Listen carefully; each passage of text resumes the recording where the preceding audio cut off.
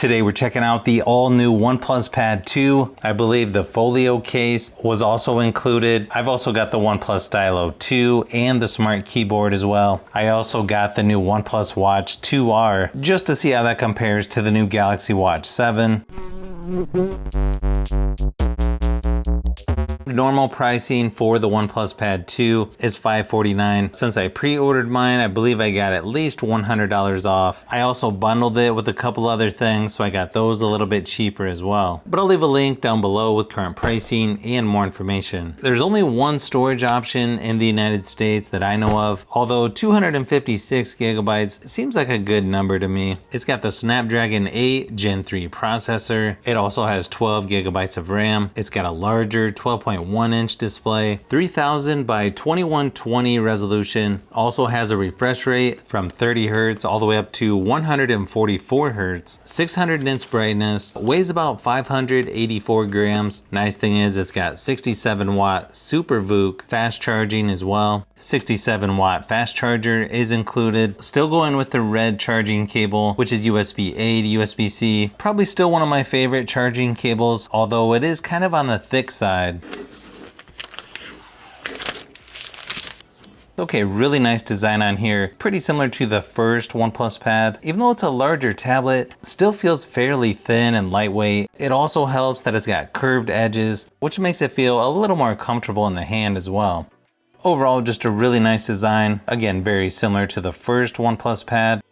You can see the spot on the top where you snap the new OnePlus Stylo 2 right to the side. You've also got your pogo pins there on the bottom. Sort of iPad-like placement on the buttons, power on the left, volume rocker on the top. They're still going with a similar style of one camera on the back, which is 13 megapixels, 8 megapixels on the front. As you can see, pretty similar startup screen to other OnePlus products. You can see it's got fairly slim bezels all the way around. And then you have the option to make things a little larger on the display. And then of course you have gesture or button navigation as well.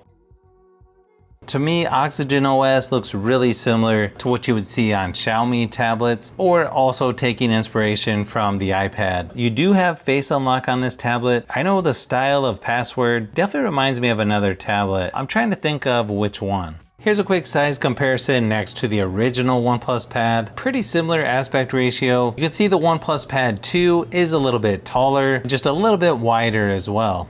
Also, if you go to About Device, you can see most of the specs for your tablet. It's using about 28.9 gigabytes of the 256 available. It's on Android 14, Oxygen OS 14.1. If you swipe down anywhere, you can see all of your shortcuts. I always like the tablets where you can control the volume without having to look for the buttons. And then it's got most of your typical stuff like ring, flashlight, airplane mode, dark mode, power saving mode, quick share, QR code, screenshot. And then you've got a handful down here to choose from as well, like App Lock, Google Assistant, microphone access, bedtime mode, and so on. You've also got your notifications over on the right-hand side, Google Discover Newsfeed left to the home screen. Looks like you have some interesting wallpapers to choose from. And as you can see, most of the apps on here are the ones from Google, so they don't put a lot of extras on there that you'd have to uninstall later. I feel like the screen quality on here looks really nice. It's an IPS LCD display, just like the previous OnePlus Pad, but obviously larger. Seems to have good contrast, plenty bright enough as well. You can also watch YouTube videos up to 4K resolution. It's also Widevine L1, which is nice for higher resolution on streaming apps like Netflix. I also like the Stylo 2. It's got nice texture on it. It still feels pretty much like an Apple Pencil, but at least it looks a little different now. You can even double tap the stylo to switch tools, very similar to the new Apple Pencil Pro. I feel like one downside to drawing on this tablet, if you put pressure in the wrong spot, it kind of rocks back and forth because of the larger camera on the back. Obviously, you won't have that problem with a case on it. The Stylo 2 definitely has nice build quality, fits nicely in the hand, and again, feels very similar to an Apple Pencil. So if you need to take notes, draw, or just move around the software, this is definitely a nice option to have. If you're wondering if the original Stylo works on this tablet, it doesn't seem to. Nice thing is the new keyboard case has a much larger trackpad than the previous one. It also connects to the tablet a little bit different as well. I feel like the original keyboard case might have been a little bit sturdier than this style, but again, that's going to be personal preference on which one you like better. They also separated your shortcuts there at the top of the keyboard instead of combining them with the numbers. The gestures for the touchpad: swipe 3 fingers down to do a screenshot. You can also touch and hold with 3 fingers to do a partial screenshot. You can also do a scrolling screenshot as well.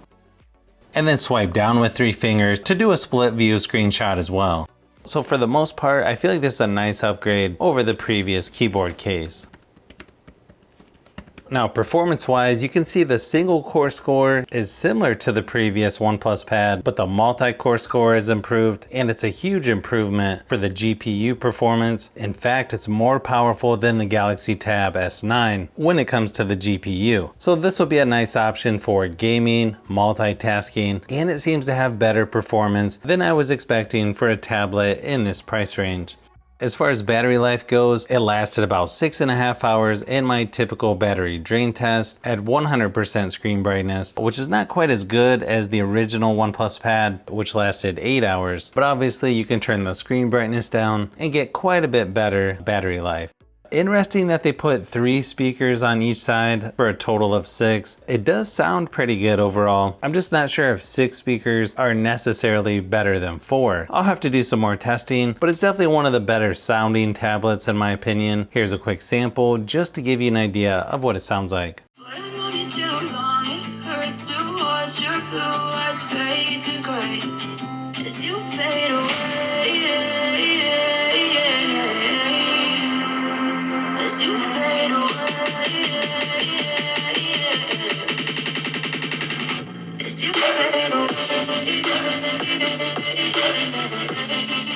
Inside the camera app, you've got night, video, photo, selfie, and then in more you have pano, time-lapse, and document scanner. Nice thing is you can shoot up to 4K 30 frames per second for video recording.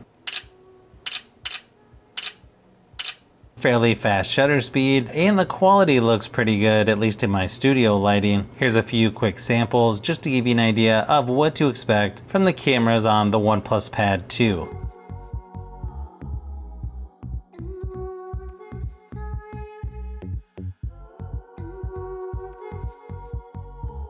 So from what I see so far, this is a nice upgrade over the previous OnePlus Pad. It's got better performance, a little bigger screen, and I like the direction they're going with the software. In my opinion, this definitely could be one of the better tablet options in 2024. I'll have to compare this to some other tablets that I have here soon, so you'll want to keep an eye out for those upcoming videos.